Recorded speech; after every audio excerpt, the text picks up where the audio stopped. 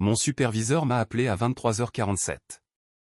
Nous n'avons plus besoin de vos services, m'a-t-il dit, alors que je me trouvais à 3 niveaux sous terre, au Pentagone, en train de résoudre une faille dans les communications militaires qui coûtait 45 000 $ par heure. Effet immédiat, a-t-il ajouté. J'ai répondu, compris, je vais informer la coordinatrice du Pentagone que vous allez prendre en charge la faille, puis j'ai raccroché, sachant pertinemment qu'il n'avait aucune idée de la manière de stopper la crise que j'étais littéralement en train de résoudre. L'appel est arrivé à 23h47, un jeudi soir, alors que je me trouvais à 3 niveaux sous terre, au Pentagone. J'avais les mains plongées dans des bails de serveurs classés secret défense, essayant de stopper une cyberattaque coordonnée, qui coûtait 45 000 $ par heure à nos systèmes de défense nationale. Mon téléphone sécurisé a vibré contre ma hanche, mais je l'ai ignoré. Puis, il a vibré à nouveau. J'ai retiré mes gants de travail, et j'ai regardé l'écran crypté. Wesley Coleman, mon superviseur direct chez Défense Solutions Corporation, m'appelait depuis son appartement d'Arlington, à une heure qui devait être celle du dîner avec sa petite amie, prof de yoga. J'ai failli ne pas répondre. Lorsque vous gérez une faille de sécurité, qui compromet les communications militaires sur 3 fuseaux horaires, les appels du siège social semblent bien moins urgents que les indicateurs de menaces qui clignotent sous vos yeux. Mais j'ai répondu quand même, car c'est ce que 22 ans de gestion de crise, en tant qu'homme de confiance, vous conditionnent à faire. Ici Morrison. Hank, c'est Wesley. Je dois t'informer d'une décision de l'entreprise. Avec effet immédiat, nous n'avons plus besoin de tes services, en tant qu'architecte principal de la sécurité de la défense. Ton contrat est résilié dès aujourd'hui. J'ai regardé la console des menaces, juste devant moi. L'alerte, code Red Down actif, clignotait toujours. Sur plusieurs écrans. Les tentatives d'intrusion dans la base de données. Affiché 1247 échecs d'authentification, au cours des 8 dernières minutes. 3 réseaux de communication militaire distincts étaient complètement isolés. À cause de nos protocoles de verrouillage d'urgence. Barbara Stevens, la coordinatrice des opérations du Pentagone, se tenait à 3 mètres de moi. Elle me regardait avec cet espoir désespéré, que l'on voit chez quelqu'un qui réalise que sa mission entière dépend d'une seule personne, là. Seul qui comprend réellement ces vieux systèmes de défense, vieux de 25 ans.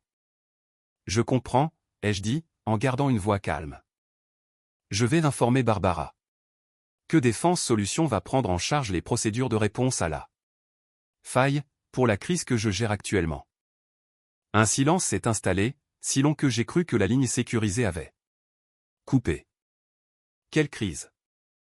La cyberattaque coordonnée, qui m'a amené au Pentagone hier à 16h. 3 réseaux militaires sont en verrouillage complet. La faille coûte environ 45 000 $ par heure, en temps d'arrêt des communications, et en retards opérationnels. Je suis en train de retracer l'intrusion, à travers des protocoles de serveurs centraux vieux de 20 ans, qui existaient bien avant l'arrivée de la plupart de vos employés actuels. J'imagine que vous voudrez envoyer quelqu'un d'autre pour terminer ce travail, puisque je ne travaille plus pour Défense Solutions. Nouveau silence. Je pouvais l'entendre respirer, à travers la ligne cryptée. Hank, discutons de cela après que tu auras résolu la situation au Pentagone. Je ne pense pas que ce soit approprié. Vous venez de me licencier. Je ne devrais plus travailler sur des projets de Défense Solutions, si je ne suis plus un de leurs employés. Je vais briefer Barbara sur ce que j'ai découvert. Jusqu'ici, puis je prendrai la prochaine navette pour retourner en Virginie. Ou plutôt, pas pour retourner au bureau, puisque vous m'avez dit de ne pas repasser. Attends, Hank, laisse-moi te rappeler. Il a raccroché avant que je ne puisse répondre. Je m'appelle Harold Morrison. Tout le monde m'appelle Hank. J'ai 54 ans, et je viens de me faire licencier en pleine gestion d'une crise de cybersécurité, que personne d'autre dans mon entreprise ne sait résoudre. À 54 ans, Je pensais qu'il me restait peut-être 10 bonnes années de travail, avant de songer à la retraite, et peut-être à ce chalet dans les montagnes Blue Ridge que ma défunte épouse, Sarah, avait toujours voulu acheter. Je pensais avoir bâti une réputation, et une expertise suffisante, pour aborder mes vieilles années avec respect et sécurité. Ce coup de téléphone a tout changé. Et peut-être qu'il était temps. La facture des frais de scolarité d'Émilie m'attendait sur la table de la cuisine, chez moi, à Alexandria. 18 500 $ à payer dans 6 semaines, pour sa 3e année à Virginia Tech. Sarah m'avait fait promettre, avant de mourir, qu'Émilie obtiendrait son diplôme sans dette, et que notre fille ne commencerait pas sa vie d'adulte en portant le fardeau de prêts étudiants, comme nous l'avions fait. La loyauté envers l'entreprise n'allait pas payer cette facture. L'expertise, elle, le pourrait. Peut-être. Avant d'expliquer ce qui s'est passé au cours des 72 heures suivantes, laissez-moi vous présenter qui je suis, et pourquoi cet appel a été la pire erreur, et la plus coûteuse, que Wesley Coleman ait jamais commise. Je me suis engagé dans la Navy dès la fin du lycée, en 1988. J'ai passé 8 ans dans la sécurité informatique, apprenant à maîtriser les systèmes informatiques. À l'époque où ils utilisaient encore des tubes à vide, et des cartes perforées. À cette époque, la cybersécurité se résumait à des verrous physiques, et à des badges d'accès. Quand j'ai quitté l'armée en 1996, Internet commençait tout juste à émerger, et les sous-traitants de la défense réalisaient que leurs vieux systèmes informatiques n'étaient pas près de disparaître. Défense Solutions m'a embauché en 2002, en tant qu'ingénieur en sécurité réseau, spécialisé dans les systèmes militaires patrimoniaux. Mon travail consistait à résoudre des failles de sécurité complexes, dans des systèmes que les jeunes ingénieurs ne comprenaient pas, et ne pouvaient pas réparer. Lorsqu'une installation militaire était piratée, et que son service informatique ne parvenait pas à retracer l'intrusion, ils appelaient Défense Solutions. Et Défense Solutions m'envoyait. En 22 ans, j'ai répondu à 312 urgences de sécurité, réparties sur 15 États, et 4 bases à l'étranger. J'ai traqué des menaces persistantes avancées, diagnostiqué des vecteurs d'attaque internes, identifié des vulnérabilités de type 0-day, et stoppé des tentatives d'exfiltration de données, qui auraient pu compromettre la sécurité opérationnelle de milliers de militaires.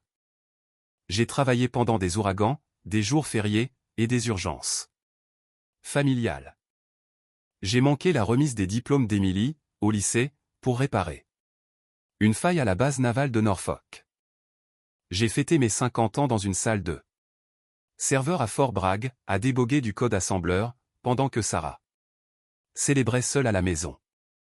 C'était avant le diagnostic de son cancer.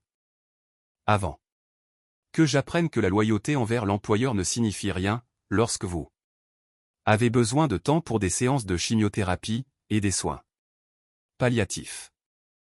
Sarah est morte il y a 3 ans. Émilie a maintenant 20 ans. Elle est en 3e année à Virginia Tech, et étudie l'informatique, comme son vieux père. Elle est la seule famille qui me reste, et ses études ne sont pas négociables. Sarah disait souvent, tu as trop de valeur pour laisser une seule entreprise contrôler ton avenir. Elle avait grandi en regardant son père travailler 30 ans pour la même entreprise sidérurgique, persuadé que la loyauté lui garantirait la sécurité. Lorsqu'ils ont été rachetés, ils ont supprimé sa pension, et l'ont licencié à 58 ans. Personne ne veille sur toi à part toi-même, Hank, me disait-elle. Pendant ces longues nuits à l'hôpital. Construis quelque chose qui t'appartient, pas à eux. Surtout, j'ai développé une connaissance approfondie des protocoles de communication militaire patrimoniaux, sur lesquels repose encore la majeure partie de l'industrie de la défense, mais que plus personne n'enseigne. Chaque installation avait des implémentations uniques. Chaque système comportait des modifications sur mesure. Chaque modèle de sécurité possédait ses propres particularités, qui n'existaient que dans ma compréhension pratique, et basée sur l'expérience, de la façon dont ces systèmes réagissaient en cas d'attaque. Ce savoir-faire était ce qui faisait ma valeur. Cette expertise était aussi ce que Wesley Coleman venait de retirer des capacités de réponse aux crises de défense-solution, et ce, au pire moment possible. La crise du Pentagone avait commencé 31 heures plus tôt. Fort Belvoir, la base navale de Norfolk, et Quantico, avaient tous signalé des tentatives d'intrusion. Sophistiqués, ciblant leur système de relais de communication, à moins de 2 heures d'intervalle. Les 3 installations utilisaient des architectures de serveurs centraux obsolètes, et très similaires. Les 3 subissaient des schémas d'attaque identiques. C'était le genre d'attaque coordonnée qui empêche les professionnels de la défense de dormir la nuit. Quelqu'un possédant d'importantes ressources, et de solides connaissances techniques, sondaient systématiquement la colonne vertébrale des infrastructures de communication militaire. Ce n'était pas un simple plaisantin du web essayant de voler des dossiers du personnel. On parlait là d'un niveau de sophistication digne d'un État. Le protocole standard de défense solution consistait d'abord à effectuer des diagnostics à distance. J'ai passé 6 heures en visioconférence sécurisée avec les équipes de sécurité de chaque installation, les guidant à travers les procédures de traçage, et passant en revue les journaux d'intrusion. Mercredi à minuit, j'ai déterminé que ce problème ne pouvait pas être résolu à distance. Le schéma d'attaque suggérait que quelqu'un, doté d'une connaissance intime des protocoles de communication militaire, cherchait systématiquement des failles dans un code vieux de 25 ans. Que la plupart des gens pensaient trop secret pour valoir la peine d'être attaqué. Ils se trompaient. Un vieux code n'est pas automatiquement un code sécurisé. C'est juste un code que plus personne ne sait réparer quand il plante. J'ai pris le métro jusqu'à Pentagon City jeudi matin, et je suis arrivé à l'entrée sécurisée à 6 heures. Barbara Stevens m'attendait au poste de contrôle. Elle semblait ne pas avoir dormi depuis 3 jours, ce qui était probablement vrai. Monsieur Morrison, merci d'être venu. Nous sommes en verrouillage des communications depuis 26 heures. Le CENTCOM nous demande pourquoi nous ne parvenons pas à sécuriser nos propres systèmes. C'est parce que ce schéma d'attaque cible des vulnérabilités qui exigent un accès physique aux serveurs centraux, pour pouvoir être tracé correctement. Je dois examiner directement les protocoles de communication. Elle m'a conduit au centre de données sécurisé. 4 étages de serveurs centraux bourdonnants, chacun traitant des milliers de communications militaires par minute, lorsqu'ils n'étaient pas verrouillés pour cause de failles de sécurité. Tout était silencieux à présent, tout était hors ligne, et chaque heure de retard opérationnel coûtait environ 15 000 $ au Pentagone. C'était le genre d'endroit qui me rappelait pourquoi j'avais choisi ce métier.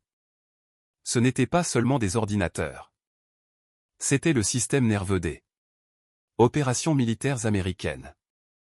Chaque ordre, chaque rapport de renseignement, chaque communication du personnel transitait par des systèmes comme ceci. Quand ils tombaient en panne, les missions étaient retardées, et des vies étaient mises en danger. J'ai passé les 9 heures suivantes à retracer l'attaque à travers les journaux systèmes, à identifier les sous-routines de communication exactes ciblées par les pirates, et à cartographier leur méthodologie d'intrusion. Ce n'était pas un simple acte de cybervandalisme aléatoire. C'était sophistiqué, méthodique et coûteux. Quelqu'un avait investi beaucoup d'argent pour comprendre exactement comment fonctionnaient ces vieux systèmes, et repérer leurs points faibles. À 18 heures, j'avais analysé les 3 installations, et j'avais trouvé des schémas d'attaque identiques sur chaque système compromis. Les pirates ne s'en prenaient pas à des cibles militaires au hasard.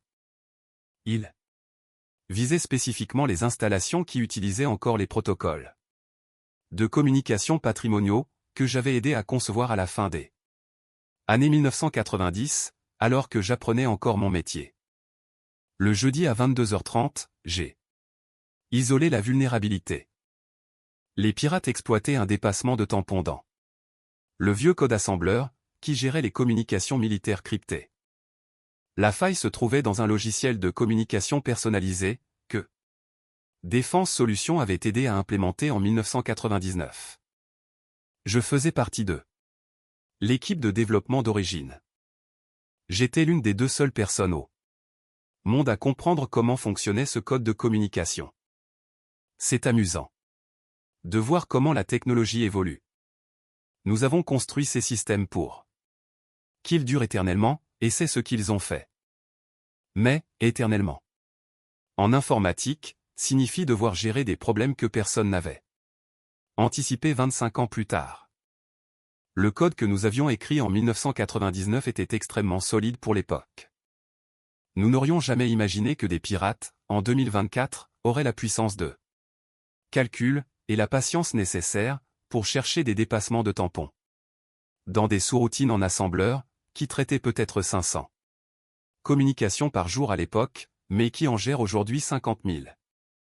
Pour réparer cela, il fallait corriger des modules assembleurs vieux d'un quart de siècle, mettre à jour les protocoles de sécurité des serveurs centraux, et implémenter de nouvelles routines de validation des données entrantes.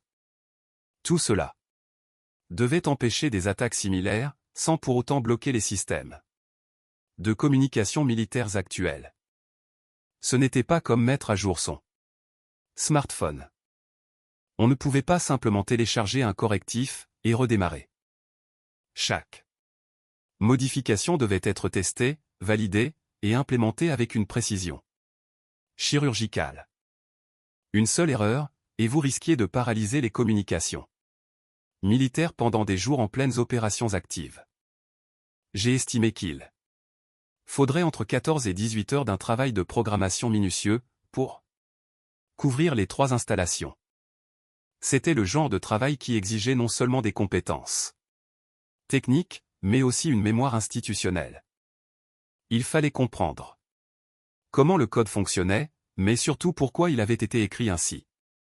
Quelles hypothèses les programmeurs d'origine avaient formulées, et comment ces hypothèses avaient évolué sur un quart de siècle.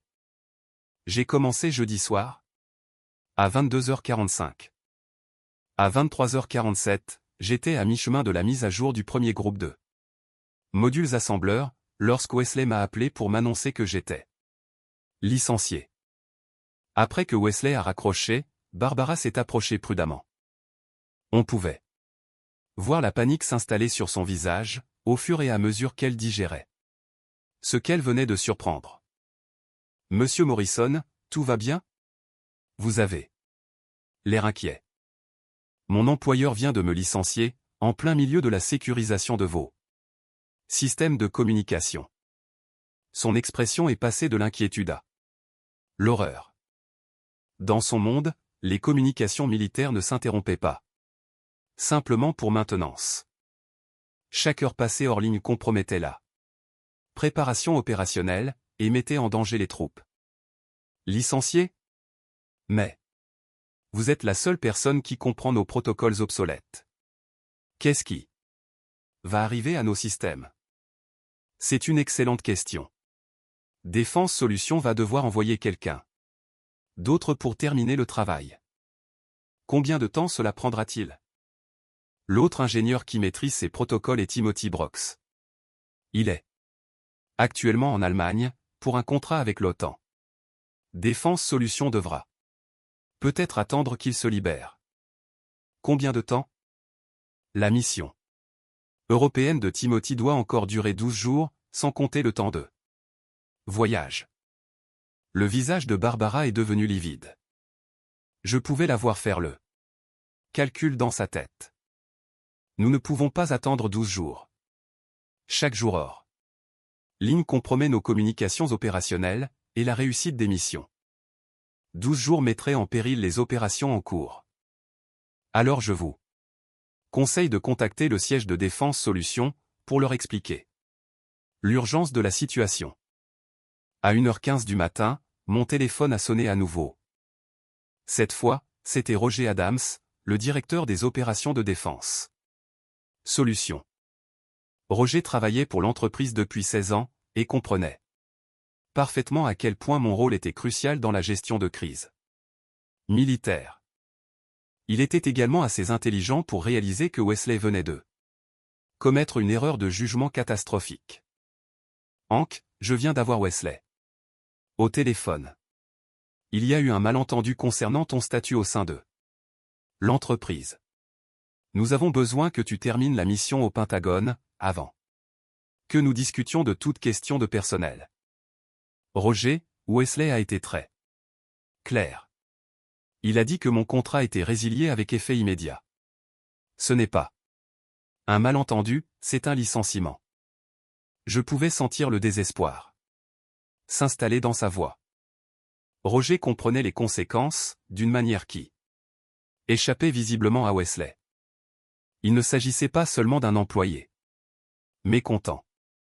C'était toute la réputation de Défense Solutions, dans le secteur des contrats militaires, qui était en jeu. Je comprends que ce soit déroutant, mais concentrons-nous d'abord sur la résolution de cette crise.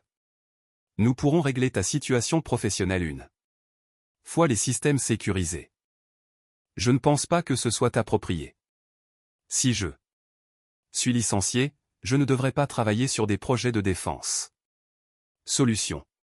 Si je ne le suis pas, alors Wesley doit m'appeler lui-même pour clarifier son erreur. C'est une situation critique pour la sécurité nationale. Ces systèmes de communication sont essentiels pour les opérations militaires. Nous avons besoin que tu installes ces correctifs de sécurité. Alors vous devez d'abord clarifier mon statut. Suis-je, oui ou non, un employé de défense? Solution? Un long silence s'en est suivi. J'entendais Roger peser le pour et le contre.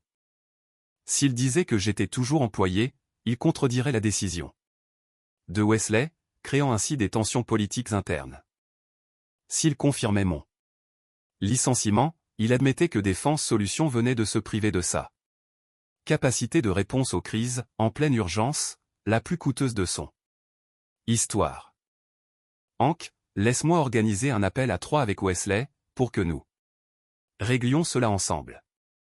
Je préfère que non. Wesley a pris une décision claire. Je respecte cette décision en cessant de travailler sur les projets de Défense Solutions. Si le Pentagone a besoin d'aide, il doit contacter votre ligne d'urgence et demander un autre ingénieur. Il n'y a aucun autre ingénieur disponible qui comprenne ces vieux systèmes militaires. C'est une situation regrettable, mais ce n'est plus mon problème, puisque je ne suis plus un employé de Défense Solutions. J'ai raccroché. Barbara se tenait à côté, ayant entendu ma part de la conversation. Le poids de la situation pesait désormais sur ses épaules. À mon âge, j'avais déjà vu ce regard. C'est le moment précis où un cadre réalise qu'il dépend entièrement d'une chose qu'il ne comprend pas et qu'il ne maîtrise pas. Que devons-nous faire, Monsieur Morrison? Vous devriez contacter Défense Solutions et demander une assistance technique d'urgence. Expliquez-leur la gravité de la situation. Ils feront de leur mieux pour envoyer quelqu'un rapidement, mais vous êtes déjà là. Vous comprenez nos systèmes.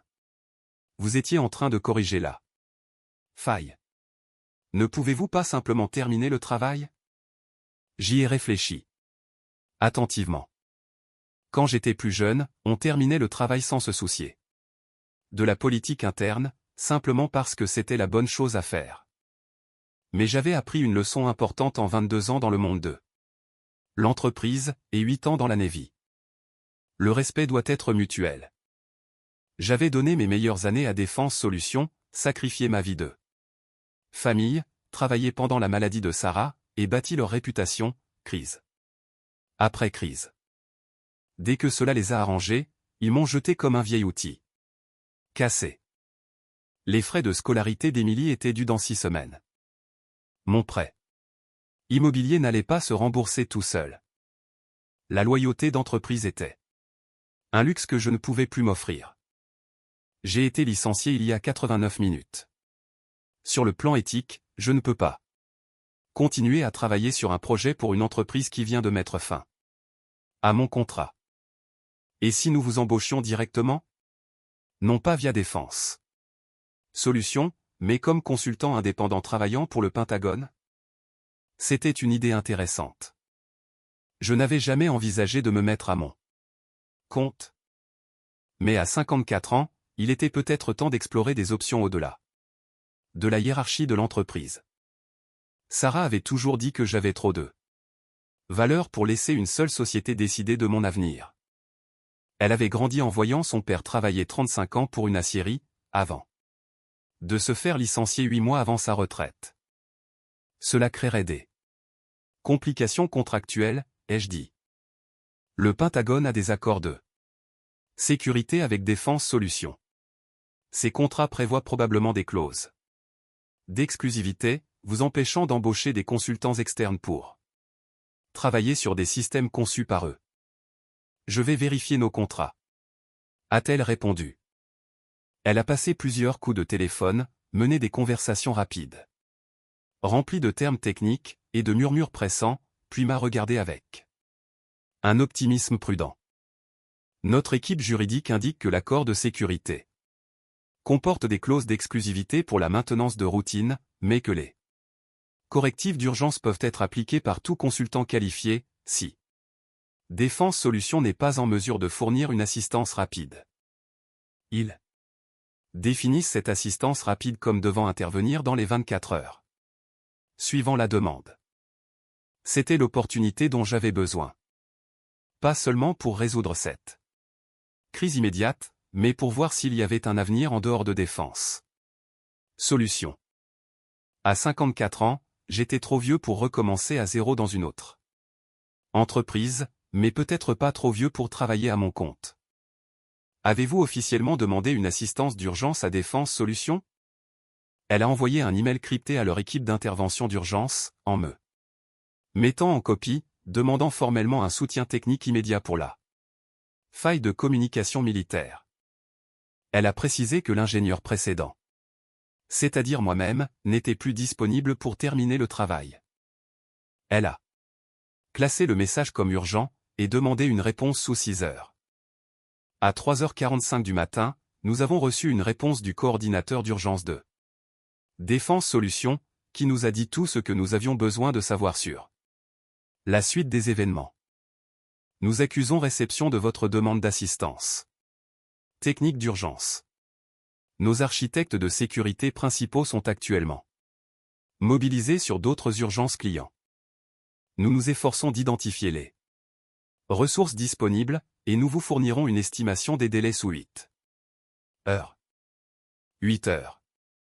En langage d'entreprise, cela signifiait qu'il n'avait aucune idée de la façon de résoudre ce problème sans moi.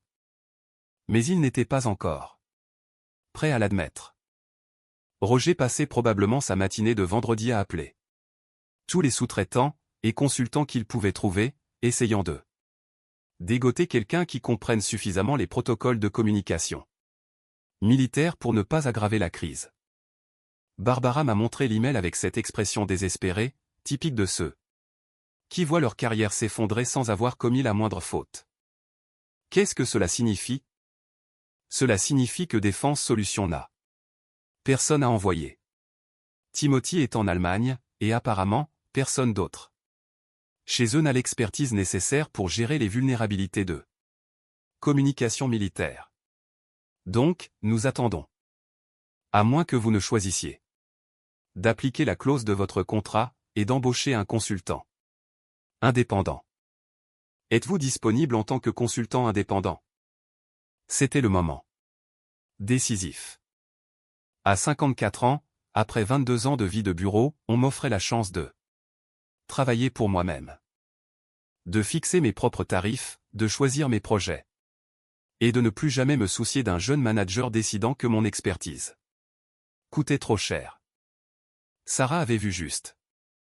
Ce n'était pas une crise, c'était une opportunité. Je pourrais l'être, ai-je répondu. Quels seraient vos tarifs? J'y ai réfléchi sérieusement. Les tarifs des consultants indépendants pour des Travaux d'urgence en cybersécurité varient généralement de 180 à 300 $ de l'heure, selon le niveau d'expertise et l'urgence. J'étais au sommet de l'échelle d'expertise, et la situation était on ne peut plus urgente. En fait, j'étais la seule personne disponible capable de résoudre ce problème, et cette rareté a de la valeur. 235 $ de l'heure pour un travail de sécurité d'urgence, avec un engagement minimum de 24 heures pour garantir l'application des correctifs et la validation du système. Cela fait un total de 5 640 $. Les conditions de paiement sont un acompte de 50% avant que je ne reprenne le travail, et les 50% restants après la restauration complète et réussie du système. Barbara n'a même pas scié. Quand vos communications militaires sont coupées, et que vous risquez de devoir vous expliquer devant le Congrès pour des défaillances de sécurité nationale, 5 640 $ pour régler le problème ressemble à une véritable aubaine. Marché conclu. Je demande immédiatement à notre bureau des contrats de traiter le versement de la compte. Le processus contractuel a duré jusqu'au vendredi soir. La paperasse administrative, même en cas d'urgence, avance au rythme du gouvernement. Mais à 18h30, vendredi, mon téléphone sécurisé a émis un signal sonore pour m'avertir d'un virement bancaire. 2820 $ venaient d'être crédités sur mon compte courant personnel. C'était plus d'argent que je n'en avais jamais reçu pour une seule journée de travail dans toute ma carrière. À 19h, ce même vendredi, j'ai repris le travail sur les correctifs de sécurité, mais cette fois, je travaillais pour mon propre compte. Ce qui est curieux, lorsqu'on fait le même travail en tant que consultant indépendant plutôt qu'employé, c'est à quel point le ressenti est différent. Chaque ligne de code que j'écrivais était facturable. Chaque problème que je résolvais renforçait ma propre réputation, au lieu de celle d'une autre entreprise. Chaque décision m'appartenait. Pour la première fois en 22 ans, je ne me contentais pas de résoudre la crise de quelqu'un d'autre. Je construisais mon propre avenir. Je bâtissais de quoi payer les études d'Émilie. Je construisais quelque chose dont Sarah aurait été fière. Dès le samedi après-midi, j'avais terminé les corrections de failles sur les 3 installations militaires. Le travail allait plus vite que prévu, car je n'avais pas à composer avec les processus d'approbation interne, ni à documenter chaque décision pour des managers qui, de toute façon, n'y comprenaient rien aux détails techniques. Quoi qu'il en soit, le samedi soir, j'avais mis à jour les protocoles de sécurité, et effectué des tests complets du système. Le dimanche matin, les 3 installations étaient à nouveau en ligne, sans plus aucune faille de sécurité, ni erreur de traitement des communications. Le temps de verrouillage total avait été de 42 heures, pour un impact opérationnel global d'environ 1,89 million de $. Les réseaux étaient enfin sécurisés, et les correctifs que j'avais appliqués empêcheraient d'autres attaques de ce type à l'avenir. Plus important encore, je venais de me prouver que je n'avais pas besoin de défense solution. C'était eux qui avaient besoin de moi. Barbara observait les moniteurs de communication avec un soulagement évident, alors que le trafic crypté reprenait son cours normal. Ses voyants verts étaient magnifiques.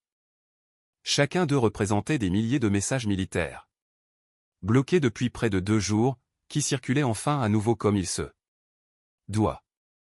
Monsieur Morrison, je ne vous remercierai jamais assez. Vous nous avez évité un désastre, qui aurait été infiniment pire si nous avions dû attendre que Défense Solutions envoie un autre ingénieur. Je vous en prie. Je vais préparer un rapport technique pour documenter la vulnérabilité, la méthodologie d'attaque, et les procédures de correction.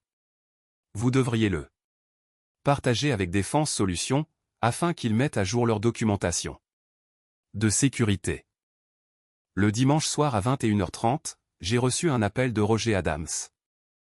J'étais de retour dans mon appartement d'Alexandria, épuisé, mais extrêmement Satisfait du travail accompli durant le week-end.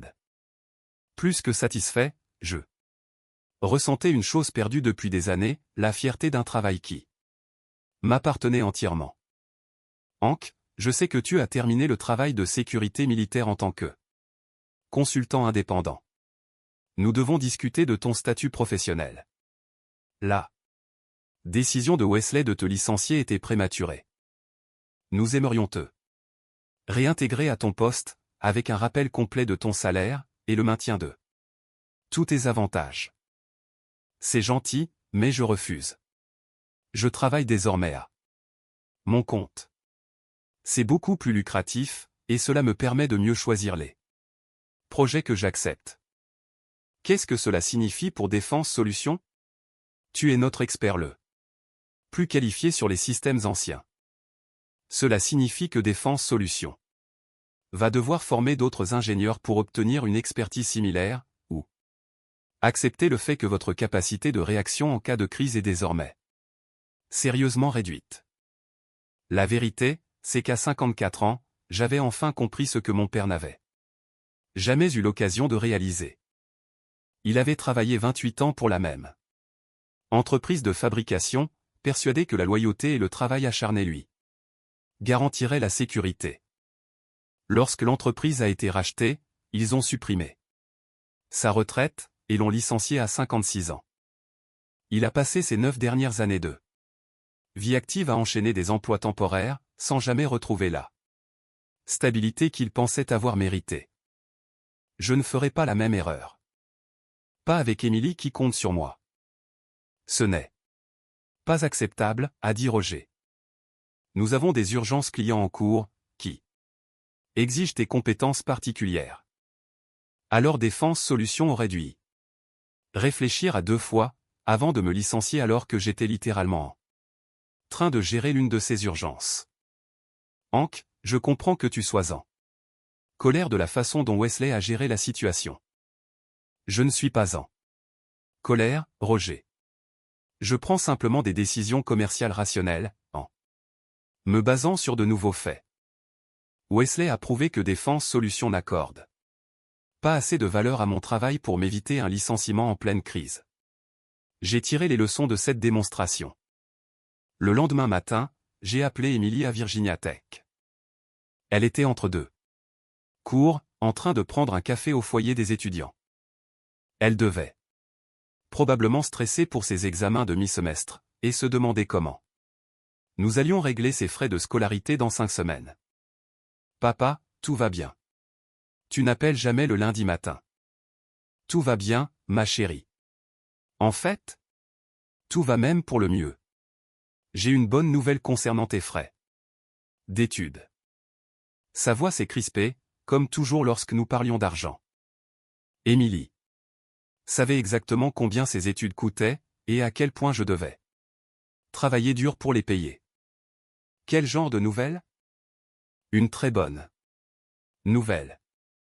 Je viens de terminer un projet de conseil, qui m'a rapporté plus en un week-end que ce que je gagnais auparavant en 2 mois.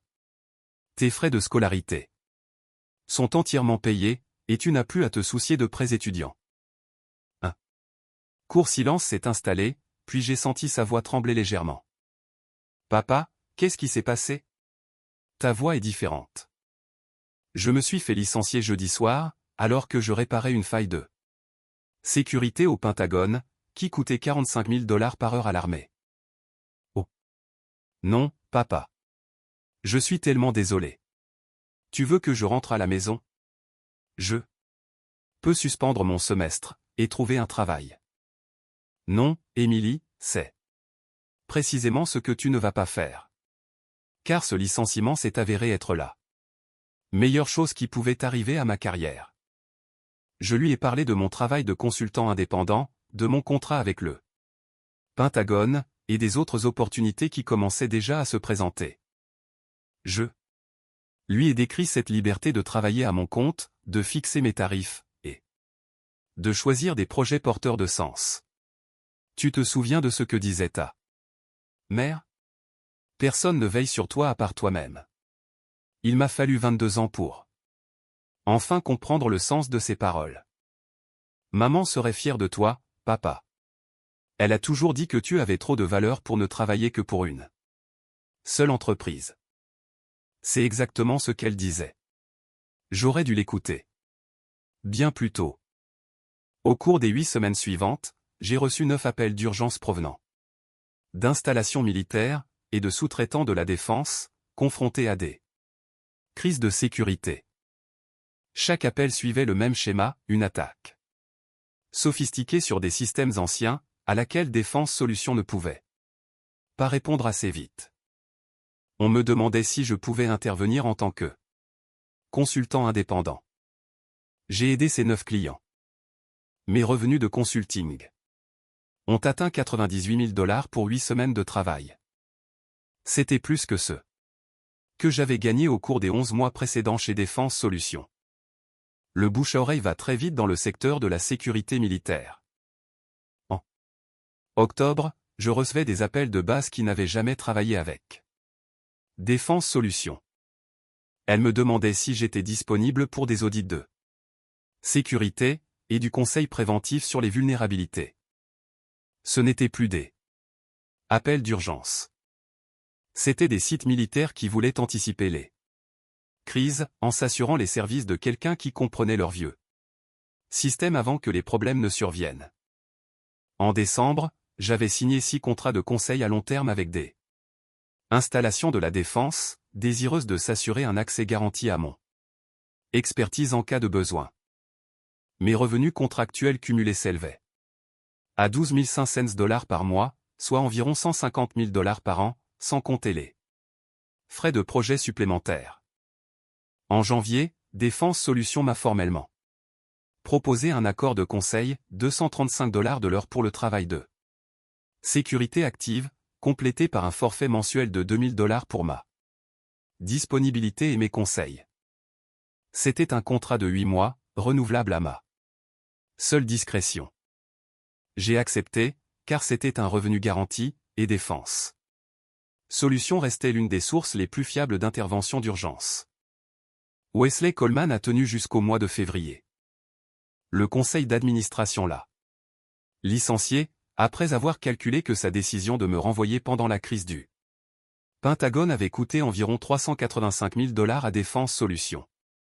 Cette somme incluait la perte de contrats clients, les coûts de rétablissement d'urgence, et les honoraires de conseil qu'il me versait désormais, au lieu de me rémunérer comme salarié. L'ironie de la situation ne m'a pas échappé. Il me payait maintenant plus en 8 mois, que ce qu'il m'avait versé en 3 ans comme employé. Je suis resté indépendant. Fin 2024, je gérais 9 contrats de conseil à long terme avec des installations de la défense sur toute la côte est.